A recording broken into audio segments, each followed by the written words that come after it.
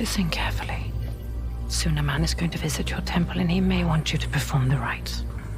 Reverend Mother, it is forbidden. Himata shall let be. Let the mother authority. Let him try. Bagaimana jika manusia dapat mengendalikan tubuh manusia lain hanya dengan suara? Bukan hanya hipnotis atau gendam biasa, namun ini adalah kemampuan dari kekuatan otak di atas batas. Di dunia Dune, ada satu kelompok wanita misterius bernama Bene Gesserit. Hanya dengan satu kalimat bernada khusus, mereka bisa memaksa tubuh musuhnya. Mereka bisa menahan racun mematikan dan menenangkan otak di tengah kepanikan. Sekilas, kekuatan ini kelihatan seperti sihir. Tapi tahu nggak, penulis Dune yaitu Frank Herbert sebenarnya sama sekali tidak memakai sihir. Semua kemampuan Bene Gesserit ini murni didasarkan pada ilmu psikologi, yaitu neuroscience dan sosiologi nyata di dunia kita. Persiapkan diri kalian, karena sekarang saya akan bawa kalian ke pembahasan sains yang di luar nalar manusia.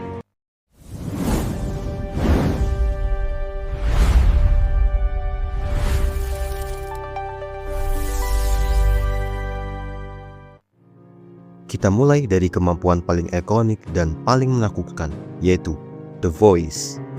Di dalam film, kamu pasti ingat adegan saat Bene Gesserit cuma perlu mengucapkan satu kata, misalnya Neil. Dan lawan bicaranya langsung berlutut tanpa bisa melawan sama sekali, seolah-olah tubuh mereka dibajak oleh suara itu. Pertanyaannya, bagaimana suara bisa punya daya paksa sekuat itu tanpa menyentuh fisik targetnya sama sekali? Rahasianya bukan pada kekuatan gaib, melainkan kombinasi dua teknik ekstrim, yaitu analisis mikroekspresi dan juga psikoakustik. Sebelum mengeluarkan suara, seorang Bene Gesserit tidak asal berteriak. Otak mereka bekerja seperti pemindai super cepat dalam hitungan milidetik. Mereka membaca mikroekspresi gerakan halus otot wajah lawan yang bicara yang tidak bisa dipalsukan. Apakah alisnya sedikit terangkat karena ragu? Apakah pupil mereka membesar karena takut? Atau ada sedikit ketegangan di bibir karena merasa bersalah? Setelah Bene Gesserit menemukan pintu masuk emosional tersebut, barulah mereka merancang kuncinya. I beg if you don't do this. Dartea!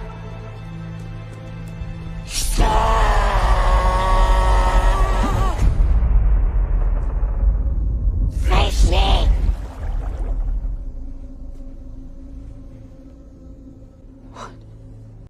Disinilah ilmu psikoakustik masuk. Psikoakustik adalah cabang ilmu sains yang mempelajari bagaimana otak dan sistem saraf kita merespon frekuensi suara tertentu. Pernah nggak kamu mendengar suara gesekan kapur di papan tulis, lalu tiba-tiba tubuhmu merinding dan ngilu? Nah, itu adalah bukti sederhana bahwa frekuensi suara tertentu bisa meretas sistem saraf secara otomatis tanpa izin logikamu. Hal ini dibuktikan dalam jurnal Frontier in Human Neuroscience tahun 2018. Penelitian menunjukkan bahwa manipulasi nada atau pitch contour dan intonasi suara dapat secara langsung merangsang sistem limbik pusat emosi di otak manusia. Artinya, Bene Gesserit sengaja menyesuaikan frekuensi suara mereka agar persis bergetar di gelombang yang memicu kepatuhan instan di otak target.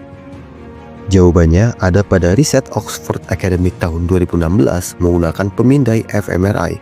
Studi ini menemukan bahwa sugesti hipnotis dengan modalitas suara yang tepat mampu mematikan sementara fungsi eksekutif kontrol di prefrontal cortex, yaitu pada bagian otak depan yang kita pakai untuk berpikir kritis, menimbang alasan, dan mengambil keputusan.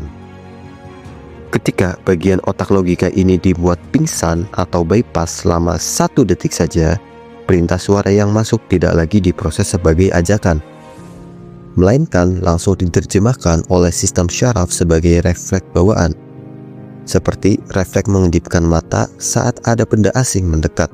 The Voice adalah teknik hipnosis psikoakustik yang memanfaatkan celah biologis otak manusia untuk melumpuhkan logika dan mengambil alih kontrol tubuh secara paksa. Kita masuk ke kekuatan kedua yang tidak kalah gila, yaitu Prada Bindu Training. Nah, Ingat adegan legendaris saat Paul Atreides memasukkan tangannya ke dalam kotak bom Jabbar?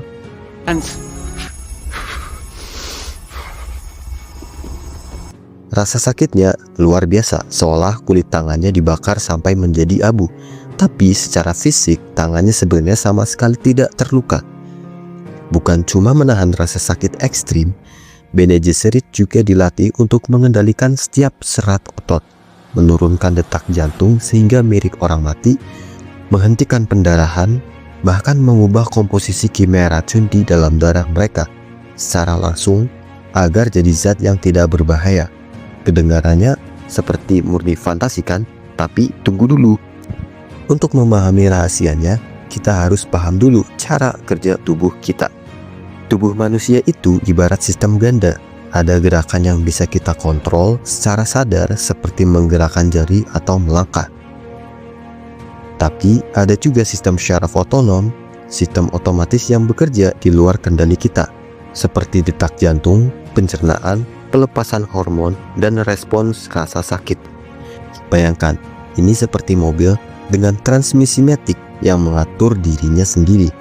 Nah, Prada Bindu pada dasarnya adalah latihan ekstrim untuk mengambil alih kemudi otomatis. Bene Gesserit melatih otak mereka agar bisa mengirim sinyal sadar langsung ke organ dalam yang biasanya berjalan otomatis. Apakah sains modern mengakui hal ini? Jawabannya, ya, melalui ilmu biofeedback. Berdasarkan jurnal Applied Psychophysiology dan Biofeedback tahun 2020, penelitian membuktikan bahwa manusia biasa melalui alat bantu sensor fisiologis dan latihan pikiran ternyata bisa belajar mengendalikan variabilitas detak jantung, menurunkan tekanan darah, hingga mengubah aliran darah ke bagian tubuh tertentu secara sadar. Pikiran kita ternyata punya akses balik ke sistem tubuh yang selama ini kita kira sepenuhnya otomatis. Bene Gesserit hanya melatih akses balik ini ke tingkat yang sangat ekstrim tanpa memerlukan alat bantu laboratorium. Bahkan, bukti paling nyata bahwa manusia bisa mengontrol metabolisme fisik pernah dicatat dalam jurnal internasional PLOS ONE tahun 2013. Para peneliti menguji para biksu Tibet yang mempraktikkan meditasi Jigtummo di tengah cuaca pegunungan salju yang membeku. Hanya dengan kombinasi teknik pernapasan khusus dan visualisasi mental, para biksu ini secara nyata sanggup menaikkan suhu tubuh inti mereka dan mengeringkan kain basah yang diselimutkan ke tubuh mereka. Jadi, fenomena menetralkan racun atau menahan rasa sakit bakar Gom Jabbar di Dune bukanlah kekuatan sihir.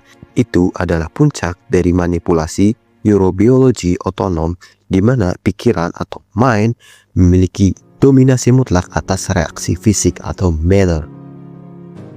Kita sampai pada kekuatan terakhir, dan jujur saja ini adalah kemampuan Bene Gesserit yang paling berbahaya dan paling destruktif, Missionaria Proiectiva.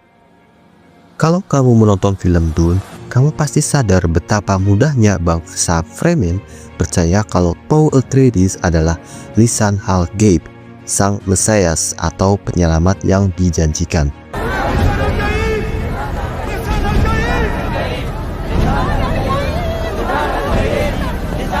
Tapi tahukah kamu, Paul tidak tiba-tiba dianggap penyelamat karena kebetulan atau takdir ilahi.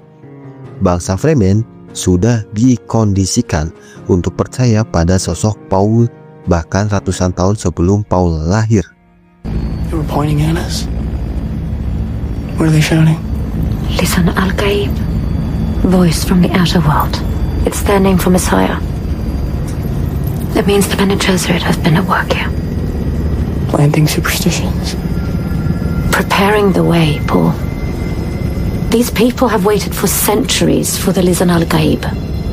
Bagaimana cara kerjanya? Selama ribuan tahun, Bene Gesserit menyebarkan agen-agen rahasia ke planet-planet terpencil di seluruh galaksi. Tugas agen ini satu, menanamkan ramalan palsu atau dongeng, tahayul, dan simbol-simbol keagamaan buatan ke dalam kebudayaan lokal. Bayangkan, ini seperti menanam biji tanaman di tanah yang subur. Bene Gesserit sengaja mendesain ramalan itu dengan celah khusus. Tujuannya agar jika suatu hari ada anggota Bene Gesserit yang terdampar atau terancam di planet tersebut, mereka tinggal memicu kode atau ramalan yang sudah ditanam itu, berpura-pura menjadi sang penyelamat dan langsung mendapatkan perlindungan penuh dari penduduk lokal. Mengapa trik ini selalu berhasil? Karena Bene Gesserit mengeksploitasi celah alami dalam psikologi manusia. Berdasarkan penelitian dalam jurnal Proceedings of the National Academy of Science atau PNAS tahun 2021, manusia secara evolusioner memiliki kerentanan psikologis terhadap narasi mitos. Ketika sebuah kelompok masyarakat hidup dalam penderitaan, tekanan, atau lingkungan yang keras seperti bangsa Fremen di Gunung Rekis, otak mereka secara otomatis akan mencari pola harapan yang disebut Messiah's Complex atau kompleks penyelamat. Secara psikologis, manusia butuh percaya bahwa akan ada sosok orang luar yang kuat yang datang untuk membebaskan mereka. Bene Gesserit memahami betul psikologi masa ini dan sengaja merancang ramalan yang pas dengan kebutuhan psikologis masyarakat yang tertindas. Selain psikologi massa, strategi ini juga memanfaatkan konsep psikoanalisis Carl Jung tentang archetype ketidaksadaran kolektif. Psikolog Carl Jung menemukan bahwa semua manusia di dunia tanpa memandang budayanya memiliki simbol-simbol bawah sadar yang sama tentang sosok hero atau pahlawan atau prophet atau nabi. Bene Gesserit merancang mitos lisan al-gaib dengan memasukkan semua simbol archetype tersebut. Jadi penerimaan hangat bangsa Fremen terhadap Poltredis bukanlah sebuah keajaiban agama. Itu adalah hasil dari rekayasa sosiologi dan propaganda psikologis jangka panjang. Paul tidak perlu menciptakan kepercayaannya sendiri. Dia cuma melangkah di atas karpet merah yang sudah digelar oleh Bene Gesserit ratusan tahun sebelumnya.